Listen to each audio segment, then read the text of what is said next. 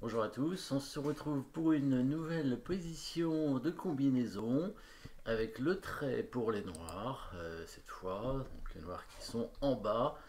Qu'est-ce qu'on peut dire? Déjà on voit une belle batterie hein, avec le fou et la dame sur la diagonale en direction du roi. Donc on sent qu'il peut y avoir une attaque intéressante, surtout qu'il y a un cavalier prêt à jaillir, hein, à tout moment, que ce soit pour faire échec d'un côté ou de l'autre. Alors du côté en C3 ce serait dommage parce que ça va bloquer la dame, enfin la batterie évidemment. De l'autre côté ça peut avoir un intérêt probablement ici éventuellement, mais ce serait peut-être un échange hein, avec le cavalier, donc pas un petit peu moins intéressant. Et puis quand même les deux tours hein, qui sont quand même sur l'une sur une colonne ouverte, l'autre sur une colonne semi-ouverte, donc les pièces noires en action là vraiment, hein, 5 pièces bien placées chez les noirs, peut difficilement être mieux placé hein, toutes ces pièces. Hein. Bon peut-être le cavalier éventuellement il pourrait être mieux, mais il y a évidemment des cases de fourchette, des cases d'attaque sur la dame qui auraient pu être intéressants, mais il a l'air déjà intéressant ici. Donc bah, on va chercher évidemment des bons coups, hein. Ça on aime bien jouer les bons coups, c'est important hein, pour réussir à concrétiser une partie. Donc cette attaque sur le pion ici elle semble intéressante. Hein. Une idée qui pourrait arriver, ce serait une déviation de cette tour évidemment, ou bien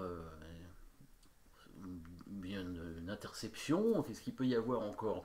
Une déviation, une interception, ou bien simplement on prend la tour, hein, donc on détruit le défenseur. Pourquoi pas? Pour l'instant, la tour n'est pas attaquée. Comment la dévier? Si on prend ce fou, il y a la dame qui va prendre. Bon, en tout cas, c'est une idée. Alors, on va quand même regarder les échecs en priorité, évidemment. Hein. Dame prend pion. Bon, il y a la tour qui prend, on a dit. Ça semble un peu douteux, même si ça donne un échec de cavalier sans qu'il soit repris. Le roi va bouger et on aura quand même donné la dame.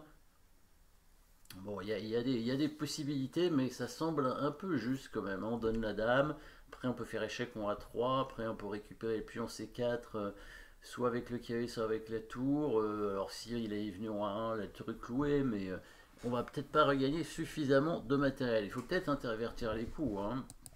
Donc le cavalier en C3, il va prendre avec le pion, ça va bloquer la diagonale, comme on disait. De l'autre côté, il va prendre avec le pion, mais il n'y aura pas de menace de mat. Après, il n'est pas non plus obligé de prendre, mais il y a quand même ce pion attaqué. Donc il devrait prendre avec le pion. Mais il n'y a pas de mat, parce que la tour contrôle cette case et le cavalier contrôle l'autre case ici en A1. Donc on a donné un cavalier en espérant pouvoir dévier à nouveau une pièce, mais à nouveau la dame est là pour protéger le fou. Donc tour prend fou, il y a la dame qui va prendre et il n'y aura pas de mat. Donc bah, les échecs, bon, intéressants, mais bon, il y a un autre échec, hein, dame F1, mais je pense pas qu'il soit très très bon. Hein. Évidemment, hein, il y a les tours machin qui va prendre, tout simplement, et on n'en parle plus. Du coup, menace de mat, est-ce qu'il y a des menaces de mat? Il pourrait y en avoir quand même, hein, mais pas sûr qu'il y en ait, en un coup en tout cas. Même si il semblerait qu'il y a quand même des attaques intéressantes. Possibilité d'attaquer la dame, non, on n'a pas vu d'attaque de dame, hein, pas vraiment. Prise d'une pièce, hein, attaque de la tour, bon, on pourrait attaquer la tour avec le cavalier, cavalier D4, mais il va prendre le cavalier, donc c'est pas intéressant. Prise d'une pièce, tour prend fou. On a vu aussi, hein, il y a la dame qui prend, puisque la tour évidemment ne veut pas bouger. Euh, le pion attaque le cavalier aussi, hein, donc il pourrait éventuellement sur tour prend fou prendre le cavalier. Hein, ça serait un échange malgré tout. Voilà, on n'a pas compté le matériel au départ, mais c'est bien égalité matérielle évidemment, hein, avec dame, deux tours, un fou et un cavalier et 5 pions de chaque côté. Mais le cavalier noir est attaqué. Peut-être on suppose que le dernier coup des violons c'est C4 hein, pour attaquer le cavalier d'ailleurs. Donc sur tour prend fou, il peut éventuellement prendre le cavalier ou prendre la tour avec la dame. Hein, c'est possible aussi. Est-ce que ça a un intérêt? Bon, mettez la pause hein, pour trouver le coup, évidemment. Hein. Là, on cherche des coups, mais peut-être qu'on l'a dit d'ailleurs. Hein, c'est possible. Hein.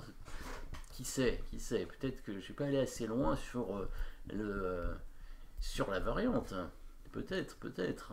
Donc peut-être vous avez des meilleurs coups à trouver.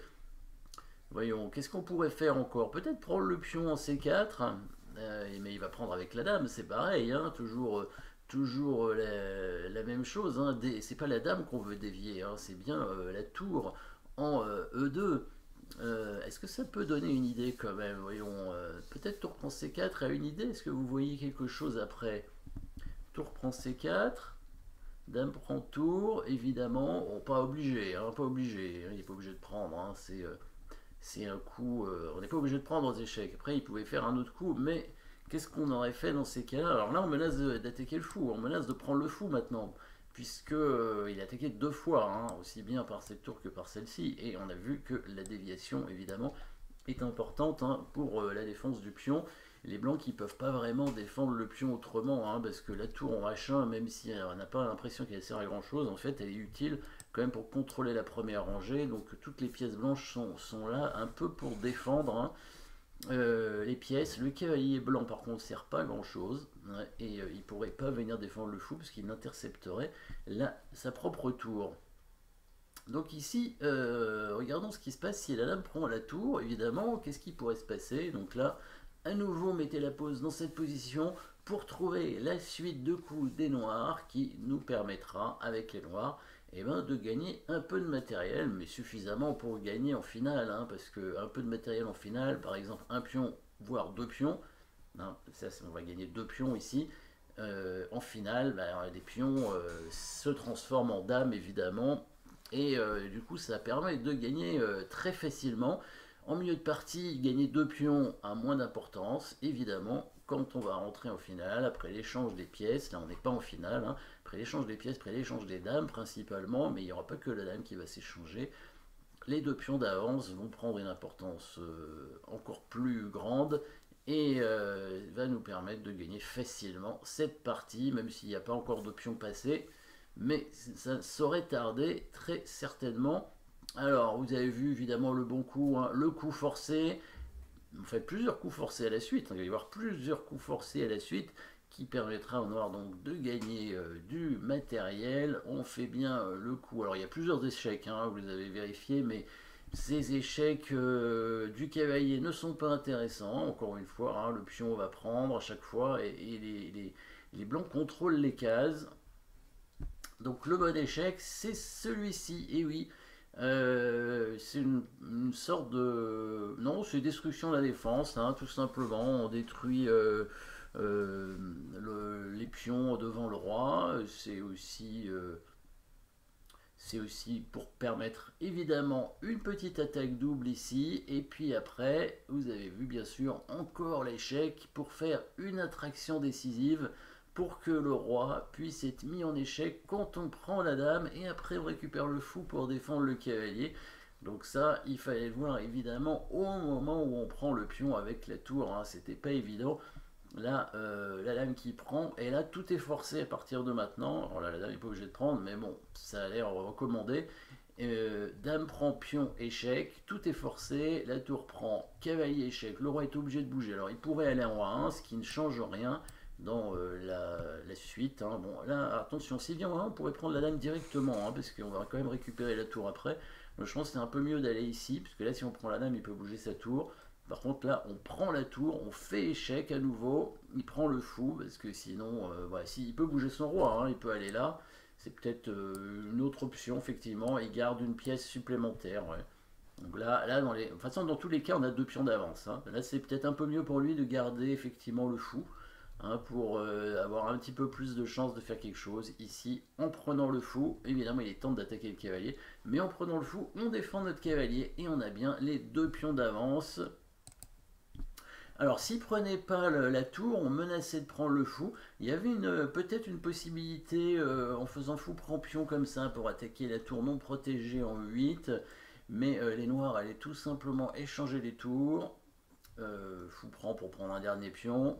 Là, il est obligé de prendre cette tour-là pour défendre le mat. Et là, on récupère tout simplement le fou. Et la dame ne peut pas prendre la tour, hein, qui n'est pas protégée, parce qu'elle doit toujours défendre le mat, hein, évidemment. Donc, les blancs qui restent avec une pièce de moins pour un seul pion, hein. Donc qu'est-ce qui est mieux, avoir deux pions de moins en finale ou avoir un fou de moins contre un pion? Bon, en finale aussi, mais près un petit peu moins la finale, puisqu'il y a quand même la dame, donc il y a peut-être encore des petites chances de faire quelque chose. C'est peut-être mieux cette variante finalement pour les blancs, même si les deux positions perdent évidemment, hein. Là, il y a peut-être encore des chances de faire des échecs, un échec perpétuel, on ne sait jamais. Ce serait surprenant que les blancs arrivent à faire quoi que ce soit, mais bon, on pourrait envisager un coup de tour qui attaque la dame, pourquoi pas, hein. Mais dans ces cas-là, bah, les noirs vont tout simplement, par exemple, mettre leur tour, hein, devant la tour. Qu'est-ce qu'ils pourraient faire d'autre? Est-ce qu'ils auraient un meilleur coup? Ils pourraient faire un échec aussi, ça pourrait être pas mal, faire un échec avec la dame. Dame G6 échec, voilà. Le roi serait obligé, bah, de se mettre dans le coin, hein. Il n'y a pas énormément de coups.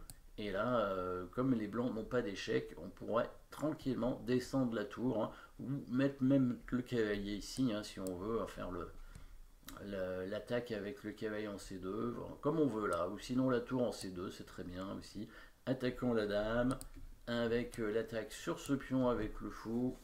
Bon, là, en fait, cette position est perdue très rapidement, donc il fallait quand même mieux jouer l'autre, hein, très certainement. Mais dans tous les cas, cette finale est sans espoir pour les blancs, avec deux pions de retard. Donc, jolie petite combinaison des noirs, avec ici finalement destruction de la défense, de la chaîne de pions devant le roi, hein, pour tenter, c'est une attraction quand même de la dame, pour refaire encore destruction de la défense, hein, de la chaîne de pions devant le roi. Ensuite, une attaque double, une nouvelle attraction, et on récupère le fou ici. Donc, double attraction avec même une attaque double. Merci d'avoir suivi cette position et à très bientôt.